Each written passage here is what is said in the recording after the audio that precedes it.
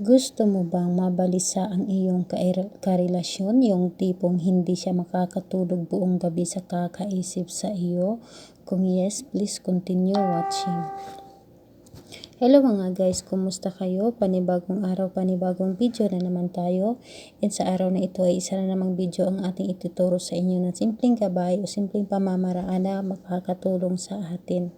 At bago ang lahat, gusto ko lang mag-disclaimer sa mga taong hindi naniniwala o hindi gusto ang kagaya nitong video. Please skip this video and maghanap kayo ng videos na gustong gusto nyo dahil ang video na ito ay para lamang sa mga taong naniniwala and gusto mag-try.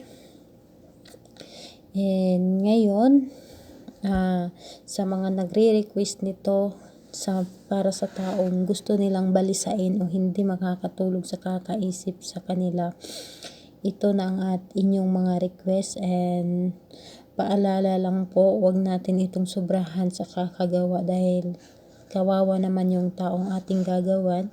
Simplihan lang natin o hindi naman natin itudo yung ating gagawin sa kanila dahil kawawa naman kung hindi makakatulog.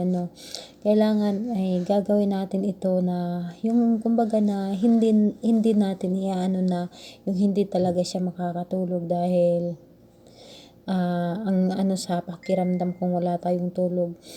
And ayun, kapag gagawa kayo nito ay napaka nito kapag gagawin natin simple lang ito ngunit napaka-epektibo at yung tipong mababalisa yung taong iyong gagawa natin, hindi ito makakatulog buong gabi sa kakaisip sa iyo. And sana yun nga, ang paalala ko lang sa inyo, wag ninyo itong sobrahan. Maawa naman kayo sa taong inyong gagawan. Yung lang na yung hindi lang siya makakatulog o yung iisipin lang tayo, yung hindi naman natin anuhin talaga. And ayun, ano ba ang materialis nating gagawin dito o kukunin?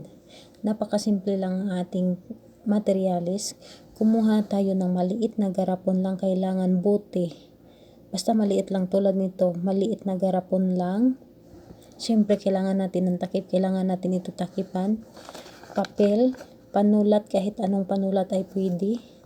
Kumuha tayo ng hibla ng ating buhok, kaya nakikita nyo ba? Hibla ng ating buhok. Ayan, hibla ng ating buhok at sinulid. Ayan, sinulid, kahit anong sinulid, anong kulay, pula ba dyan, puti, or kahit anong kulay, basta't sinulid. Pero kung may maganda may pula kang sinulid ay mas maganda. And ayun, syempre bago natin ito gagawin, kailangan na maging handa yung ating sarili or i-relax natin ang ating sarili, maging inhale, exhale tayo muna bago natin ito gagawin at i-claim natin sa ating sarili na matutupad na itong ating gagawin. At yung buo talaga ang ating sarili o buo talaga ang ating loob na gumawa nito at alam mo sa sariling tatalab ito. At kailangan positive ka lang talaga kapag gagawa ka nito, dahil kapag gagawa ka nito tapos may duda ka ay walang lang din, kumbaga sinasayang mo lang ang iyong oras. And ayun, sa mga sinasabi ko sa inyo, kapag gusto ninyo itong gawin na gusto ninyong madaling tumalab at gusto ninyong umipikto kagad at mabisang ipik, kailangan natin talaga na Tuesday or Friday lang talaga natin gagawin. Kung gusto ninyong tumalab, or pwede natin ito gawin ngayong October 2 dahil full moon. Napakaganda natin ito gagawin dahil full moon. And ayun na nga, sa mga sa akin kung ibang araw, oo, tatalab sa ibang araw, ngunit napakabagal ng bisa.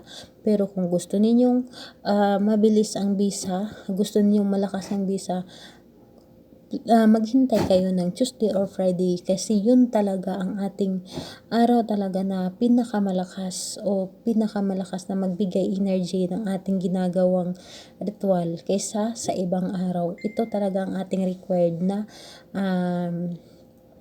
araw talaga, Tuesday or Friday. And ayun, umpisahan na natin kung ano ang ating gagawin. Una, kunin natin ang ating papel. Kunin natin ang ating papel, malinis na papel, at ayun, kahit anong kulay, basta papel, and kahit anong kulay ng ballpen, at isulat sa papel ng 3 beses ang pangalan niya at apelyido ng inyong target o inyong gagawan o ang gusto ninyong balisain.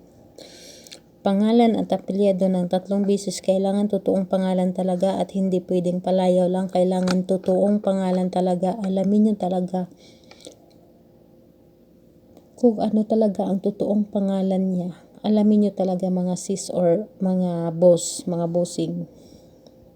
And ayun, ang kasunod niyan ay kunin mo ang ating garapon at i-roll natin itong ating papel na papunta sa atin. Kailangan papunta talaga sa atin. I-roll natin ito, ang ating papel. Kahit anong roll, basta na-roll lang talaga. At ilagay mo ito sa ating, medyo malaki ang ating papel. Kailangan kapag kayo ang gagawa yung, kung maliit lang ang inyong garapon, kailangan maliit lang talaga na garapon. Ikasya nyo na lang or ninyo na, matakpan ninyo na hindi ito matupi. Pero sa ngayon, dahil di mo ko lang naman na tupiin ko na lang para magkasya siya dito sa loob. And matakpan natin. At takpan natin ito. Pero bago natin ito takpan, ay kunin natin ang ating buhok. Kailangan natin ng ating buhok dito. Mapalalaki ka man o babae, lagyan natin ito ng buhok. Kumuha ka ng kahit isang himla lang ng buhok o ilan ang gusto mong buhok. Dahil ang ating buhok ay napakapangyarihan nito kapag ginagamit natin ito sa ritual. Napakapangyarihan, kaya ingatan ninyo ang inyong buhok na hindi magamit ng iba dahil pwede kayong may masama silang gawin sa inyo kung nakunan kayo ng buhok ng iba. At pagkatapos ay ayun na nga, sambitin mo na itapat mo ito sa iyong bibig. Sambitin mo ng 3 beses ang pangalan at apelyido ng iyong ginawan. Sambitin mo na pangalan niya, apelyido, ikaw ay hindi makakatulog at mababalisa ka. Pangalawa, pangalan niya, apelyido, ikaw ay hindi makakatulog at mababalisa ka. Pangatlo, pangalan niya, apelyido, ikaw ay hindi makakatulog, mababalisa ka. At hipan mo ito ng 1 beses. Hipan mo talaga. Pagkatapos ay takpan mo ito. Pagkatapos mo itong takpan, ay kunin mo ang ating sinulid. Ito ang ating purpose ng ating sinulid. Yung liig ng ating garapon, ito yung liig ng ating garapon ay talian natin ito. Talian natin ito, ang liig ng ating garapon. Ayun, talian natin. Tatalian talaga natin itong ating garapon. Ayan. So, natalian na. So, ano ang ating gagawin? Pagkatapos mo itong talian, isabit mo ito kung saan sa parte ng iyong bahay o kung nasa abroad ka man, kung saang parte sa iyong loob ng kwarto na pwede mo itong pagsabitan. Isabit mo ito sa loob ng iyong kwarto na pwede mong pagsabitan. At pagkadating ng alas 8 ng gabi, pagpatak ng alas 8 ng gabi, ay paluin mo gamit ang stick or ballpen o kahit anong pwede mong pamalo. Paluin mo ng 7 beses. 7 beses, halimbawa nakatali ito, nakasabit ito o saan mo ito itinali, ay paluin mo ito ng 7 beses. 7 beses lang, mag-count ka lang. 1, 2, 3, 4, 5, 6, 7. At syempre, dahan-dahanin mo na lang sa pagpalo hanggang maano siya. Habang nakatali yan, hayaan mo lang talaga yun na paano-ano siya habang nakatali siya. Basta't alas 8 ng gabi, again, alas 8 ng gabi. At habang pinapalo mo ito, sabay bulong ng kanyang pangalan. Hilingin mo na hindi siya makakatulog, tanging ikaw lang ang iisipin habang pinapalo mo. Habang pinapalo mo, ibulong mo o isabay sa pagbulong ng kanyang pangalan, hilingin mo na hindi siya makakatulog at tanging ikaw lang ang iisipin. Ulit-ulitin mo hanggang 21 times bago ka matulog. Ulit-ulitin mo talaga ng 21 times bago ka matulog. Hayaan mong paggalaw-galaw yan dahil ito ang basta't gabi lang talaga ng alas 8. And ayun, pagkatapos niyan ay pagkatapos nun ay ibulong ang orasyon sa isip lang. Kailangan sa isip lang talaga, may orasyon tayo. Ibulong sa isip lang, makinig ng mabuti ang ating orasyon. Ito ang ating orasyon, makinig ng mabuti. Lados salados migos. Nang 3 beses. Lados salados migos. Isa. Pangalawa, lados salados migos. Pangatlo, lados salados migos. Yan ang ating orasyon. Ibulong mo huwag mong ibuka ang iyong bibig kundi sa iyong isip lang. Sa iyong isip lang talaga.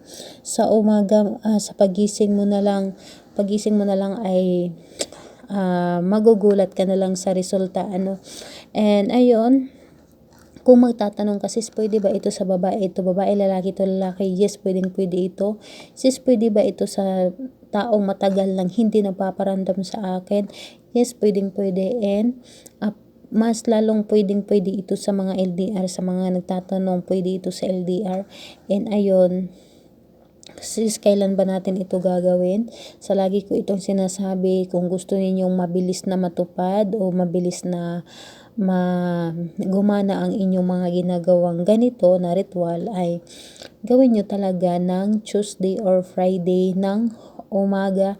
And please lang, sa mga gagawa pa lang, wag ninyong i-message sa akin na gagawin ninyo ito mamaya o gagawa ninyo, dahil yan ang posibleng nakakasagabal sa ating ginagawa kung bakit matagal tumalab o matagal siyang maging gumana, dahil sinasabi nyo na, dahil kapag ipagsasabi nyo kasi ito, hindi talaga ito gagana sa inyo kapag sinasabi ninyo, or gagana ito ngunit matagal pa. And ayun lang ang pakiusap ko sa inyo, wag niyo talaga ipagsasabi kahit kanino, at kung gagawa man kayo nito ay wag ninyo itong laging iisipin. Wag niyo talaga itong laging iisipin para mabilis mag-grant ang inyong ginagawa. And ayun, sana ay makatulong ito sa inyo. Sa mga nagre-request na kung sino yung pabalisain natin, ay malaking tulong ito sa inyo. And kung may mga katanungan kayo na dahil hindi ninyo naintindihan yung ibang sinasabi ko dito, ay i-comment nyo lang sa baba para ma-replyan ko kayo. And kung may mga request kayo, i-suggest nyo para i-comment nyo na lang sa baba para ma-replyan natin o magawa natin ng video. And don't forget to subscribe to my channel. And mag-iingat kayong lahat. Bye bye everyone. God bless us all.